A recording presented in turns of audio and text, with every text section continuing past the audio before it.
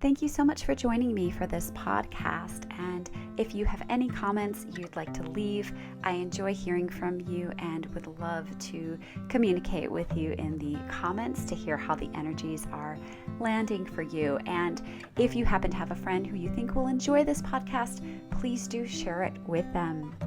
I'm back every Monday with your weekly overview on my Substack account at courtneyingham.substack.com.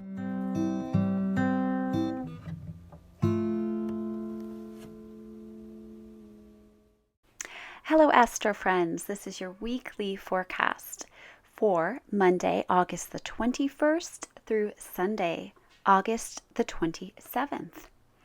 And we do have really big astro energies this week, especially since we have Mercury stationing retrograde on Wednesday. I'll talk all about that in the forecast for this week. We also are going to have our sun entering Virgo, and the sun will be joining several other planets in Virgo. We currently have Mars in Virgo and Mercury in Virgo. That's where Mercury will be going retrograde this week. So those are the big energies, and I'd like to get into it by starting with our lunar forecast. So we're going to be starting this week with the moon in Scorpio. This is a great time to dig into any research or any investigations that you may have taken an interest in.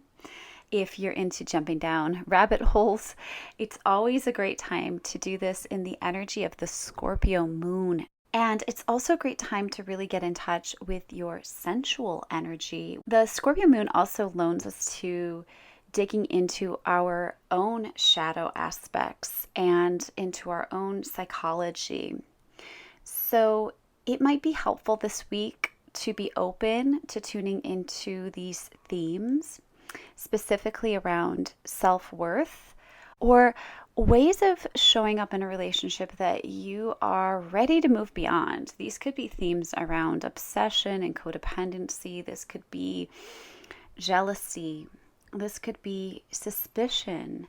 And these would show up in regards to this energy because we do still have that powerful Venus retrograde going on. And Venus is all about relationship energies. So we can use the Scorpio moon where we're digging into the shadow aspects of ourself to sort of look at the energies around relationships that Venus is also pulling to the surface during her retrograde as well. And we will be in this Scorpio moon phase through Thursday, when at 4:07 a.m. the moon will move into Sagittarius. This is a much lighter moon energy. You may find that your emotions are more joyous, more just easygoing when we enter the space of this Sagittarius moon on Thursday, early Thursday morning. This is a great moon energy for being adventurous. Usually the Sagittarius moon is a great time to take a trip. However, by the time we have this Sagittarius moon happening, we will have our Mercury retrograde happening as well. So, if you've had a trip planned, go for it, I say. Just be aware that there could be delays and other things that I'll talk about with the planetary aspects report coming next. It's also a great time to take a chance. We can be more fortunate with a Sagittarius moon. That's because Jupiter, the planet of luck, the planet of blessings, is the ruler of Sagittarius. So might be a good time to time your lottery ticket purchases for the Sagittarius moon times. Now we will be in this Sagittarius moon phase through Saturday morning, when at 9:05 the moon will move into Capricorn. And it's amazing. Actually, a friend just shared with me a really hilarious meme. I'll have to share this with you guys too, because the energies from one sign to another, I've spoken about this before, but it's so severely different. So we move from, very serious Scorpio starting this week. We move into Sagittarius. It's a lot more lighthearted. And then we move back to this very serious and mature, not wanting to laugh at our jokes, Capricorn energy. people with their moon in Capricorn, this is really considered a very serious moon. They are very responsible. They rise to the occasion of being very mature, usually. And, whereas the Sagittarius moon, that's a very lighthearted moon. So times when like a mother is overdue and we're looking at like being on the border of two moon energies, I always feel like, wow, that baby really knows exactly what it needs to be and is selecting perfectly what's going to align with it. But the Capricorn moon that we're going to be in through Monday is more ambitious and more sensible and strategic. This is an energy where we'll want to put the hard work in. We'll want to, put our best foot forward, so to speak. The effort is really important to the Capricorn energy. Capricorn can often be a sign where if others aren't seeming to show up and put in as much work and effort as they are, that can be a real chip on the shoulder. So this is when we really have a lot of lunar energy supporting us doing that, to put that hard work in and put our best, foot forward, so to speak. And now we're going to talk about the planetary aspects for this week.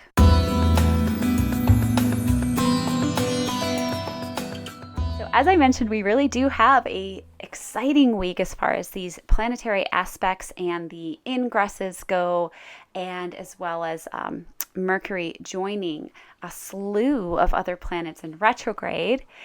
We do have Mercury going retrograde the most frequently. It's usually the planet people are aware of when it's retrograde, because it does go retrograde so frequently that it gets blamed for all the problems that can come up around Mercury retrograde. I will talk more about this when I get to Wednesday's energies, but first, I want to talk about the big astro energies that are happening on Tuesday. So I want to talk about the energy happening on Tuesday this week between Venus and Jupiter. Venus is retrograde in Virgo, and she will be squaring Jupiter, who is in the sign of Taurus. And what this particular aspect can often mean is that we're driven to doing things way overboard, to going to extremes, to overindulging. So it's a definite thing that you'll want to be aware of. It's probably going to be in those Venus pleasure areas, which maybe that's not such a bad thing. I have this myself. This exact aspect in my chart. If you have it in your chart, you can look at the houses that this is happening in to kind of get an idea about where this might show up for you, where you might be prone to these overindulgences. But for this week, everybody's going to be experiencing this aspect. And it's very interesting how usually the square aspect is really a tense aspect. However, when it involves Jupiter, it's not so tense and not so bad. In fact, it's usually a blessing, which is really beautiful because Jupiter's the great benefic, and actually Venus is considered a benefic planet as well. So these two benefic planets are coming together. When they're together like this, it can often be really beautiful blessings coming our ways. And we'd want to look at the areas that Venus represents, which would be finances, which would be relationships, and which can also be our values, where these blessings can be bestowed for us. It could be a really beneficial connection that's made during this time, and we want to just have that on our radar for this week in general to see what flows for us. We will also, during this period, have our moon in the sign of Scorpio. And if you listen to my full podcast on this weekly astrology, I talk more about this. But one thing that I think we need to be aware of is how we are judging these potentially big blessings that are coming our way. It could also be drawing out patterns that we have when we see blessings happen to other people. And we're all prone to this, happening at one point or another in our lives, to one extreme or another.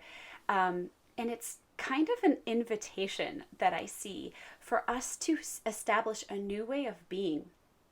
When we ourselves receive these beautiful blessings, and Venus is also retrograde. So we're doing a lot of reflection of our Venus energies.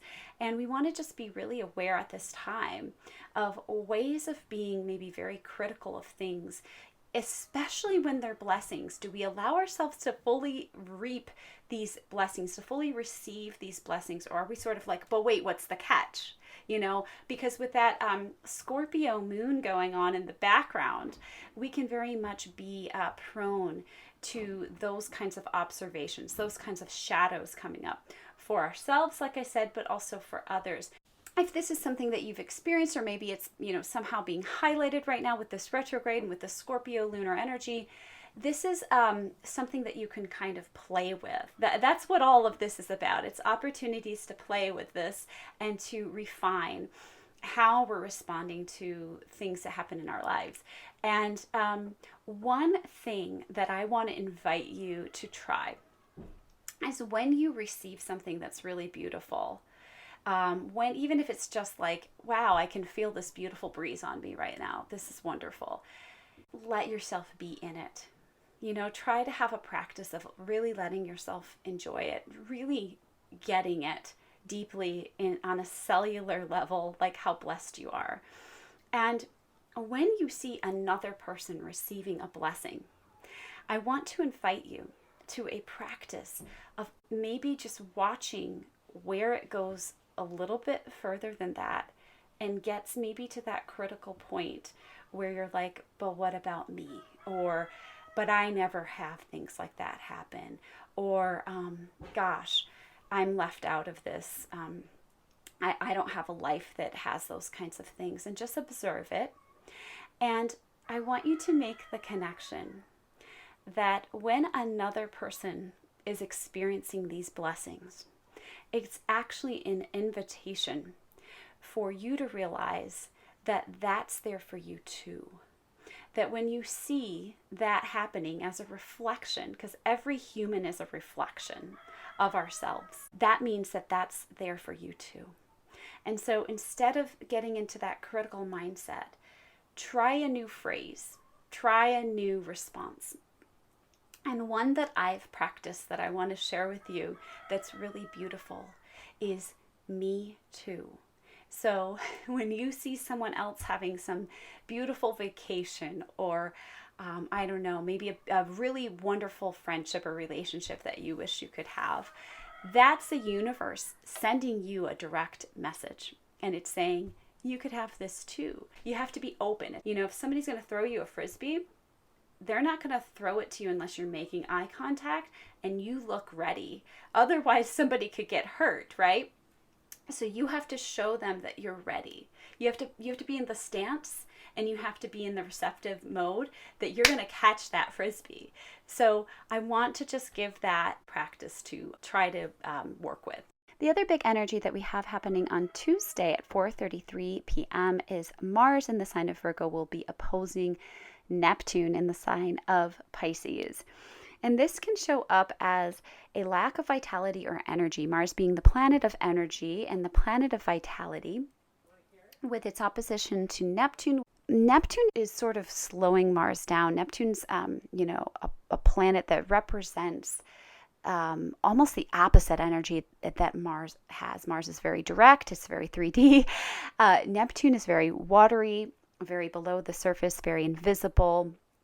And it works with, the spiritual realm, whereas Mars definitely works more on the, 3D material realm. And Mars is actually in a very 3D sign of Virgo. Neptune is in its own sign of Pisces. And so we definitely have this opposition of energies that are very, very different. Mars wants to go, and Neptune wants you to sort of slow down. So there is definitely a sense of lack of clarity, depletion of sorts, lack of direction. You could feel very unmotivated in this energy. And it would be very important to be aware of people that may sort of suck the energy away from you. Be aware that your energy is very much vulnerable in this particular aspect.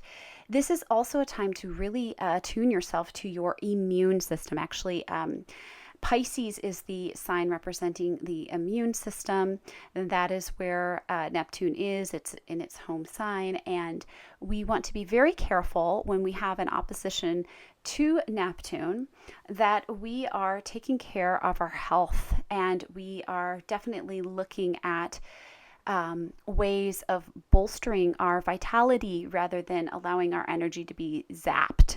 Wednesday's the big day where Mercury will be stationing retrograde. Mercury will be going retrograde through September 15th. This is a time to be very aware that a lot of things that Mercury rules may go awry.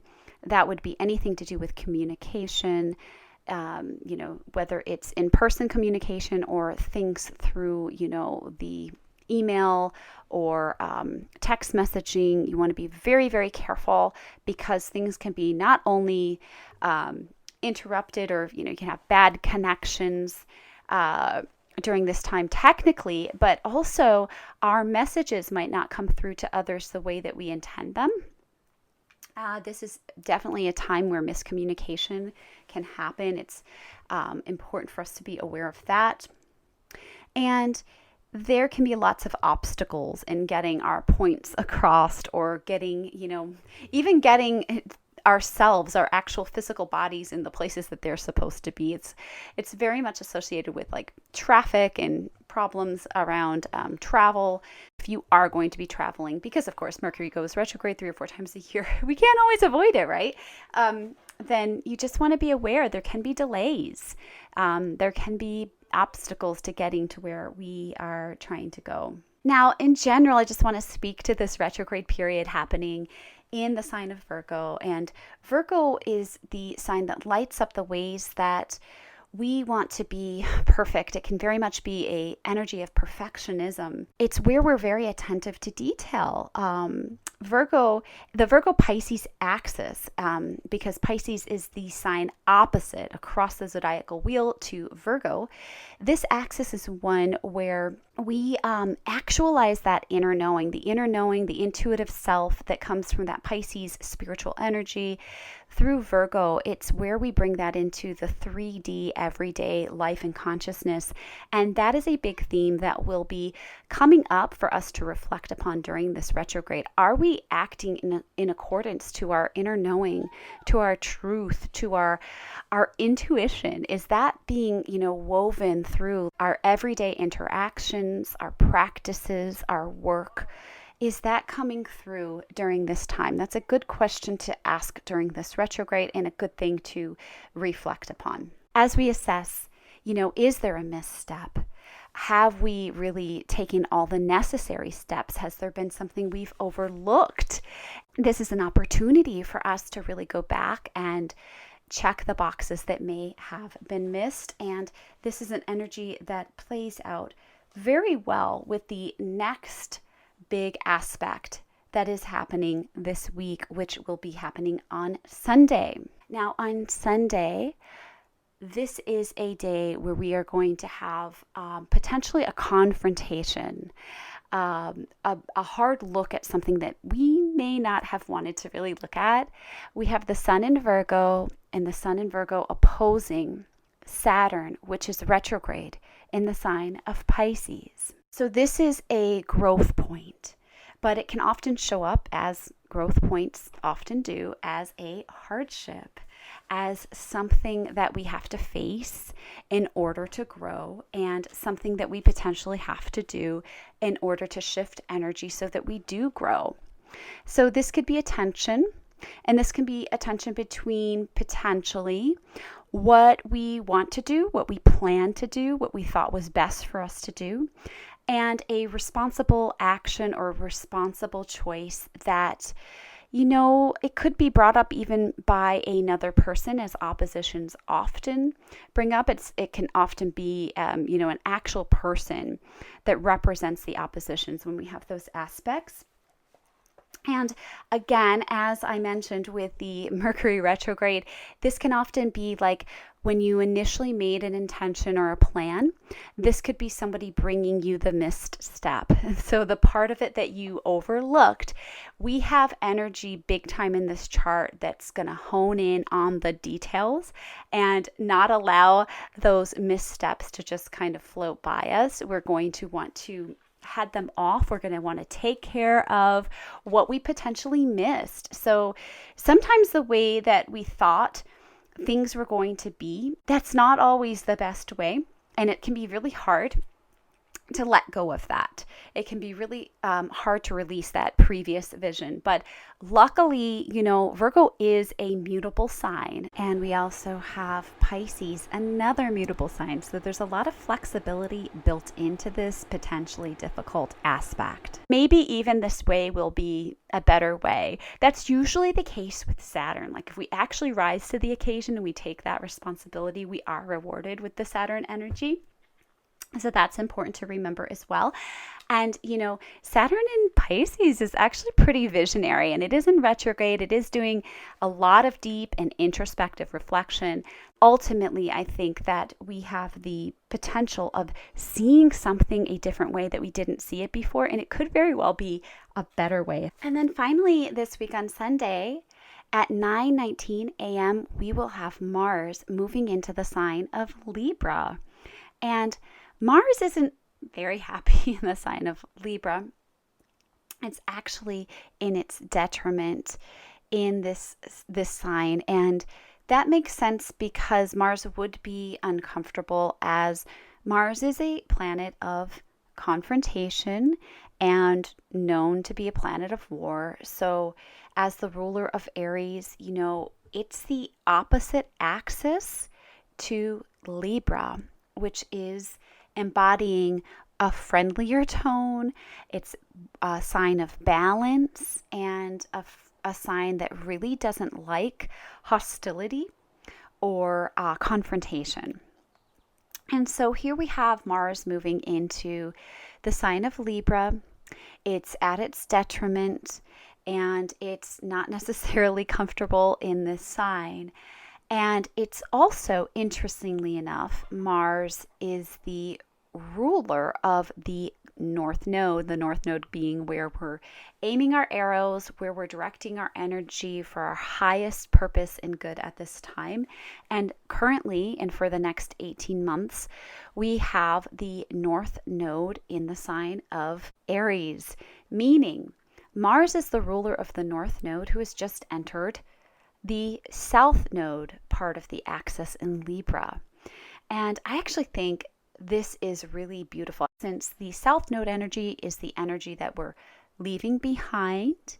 It's energy that we are maybe coming to terms with that hasn't been our highest form of expression. In Libra, this can often be relationship energy around codependency and around maybe not really trusting ourselves or putting ourselves first, and instead putting others in front of us to our own detriment. There's lots of different patterns that at this time can be ending.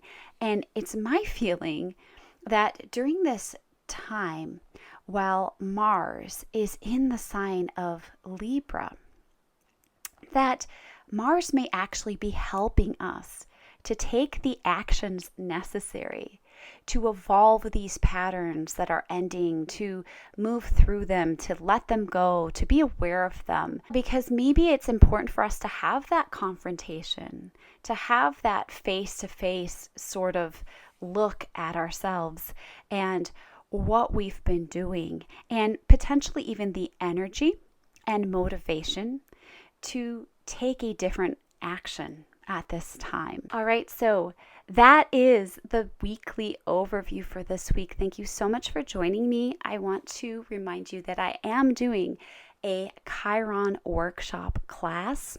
This is on the energies of Chiron in our own charts. Anyone who wants to participate you would want to bring your chart with you because it will be a workshop class where we'll get to learn about Chiron, the wounded healer, and work with it in our own charts by looking at the house placement, the degree placement, the sign it's in, and the aspects. And I'll be creating a private group for anyone who wants to participate where you can submit your chart, and we will be looking at this Chiron energy together and giving our insight. And in case you did miss it, I do have some posts on Chiron on my Instagram, as well as some little short reels that I've done talking about Chiron energy. Everybody has Chiron in their charts. Chiron is considered the wounded healer. It is our wound and how it shows up astrologically, but Chiron is also the wounded healer. So it's the place where we are our own healer, and it's also a great key to our own healing. And when we transmute the shadow energies of Chiron, we're able to really harvest the beautiful healing gift energy that comes with Chiron. So I do hope that you will join me for this class happening on October 3rd at 7 p.m. I'll be doing a Zoom presentation for you. If you are interested, please email me at courtneybuk@gmail.com. You do have to email me to confirm your space in the class. The class will be $40. I'm giving 20% off to anyone who has had a paid natal chart reading with me, or anyone who has subscribed to my Substack. So if you want to get 20% off, please maybe sign up for a natal chart reading with me, or sign up as a subscriber to my Substack account. It's only $5 a month. All right, I will be back next week on Monday with the weekly overview. Take care.